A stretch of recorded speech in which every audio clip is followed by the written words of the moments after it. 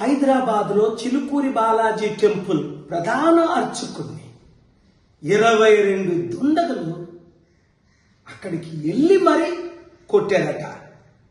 ఈ మధ్యని ఎంత దారుణం అయిపోయిందంటే చర్చిల్లోకి వెళ్ళి పాస్టర్స్ని, మసీదుల్లోకి వెళ్ళి మొలానస్ని, మళ్ళా రాముడి పేరుతో వెళ్ళి రామరాజ్య సైన్యం అంట రాముడి పేరుతో వెళ్ళి ఒక పూజారిని కొట్టడు. ఎంత దారుణం ఇది! వాళ్ళందరినీ నాన్ బెయిలబుల్ వారెంట్తో బెయిల్ రాకుండా లోపల పెట్టాలి. సరి అయిన యాక్షన్స్ తీసుకుంటేనే ఇలాంటి అవినీతి అక్రమం దేవుడి పేరుని మందిరాల పేరుని తగ్గుతాయి. లేదంటే ఈ దేశం సర్వనాశనం అయిపోద్ది.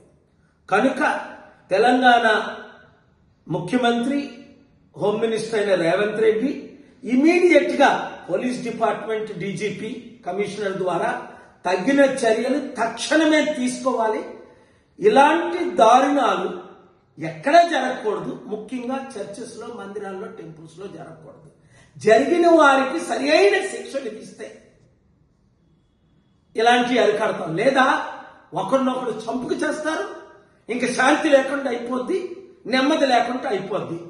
Thank you very much. ఈ వీడియో అందరికీ షేర్ చేయండి.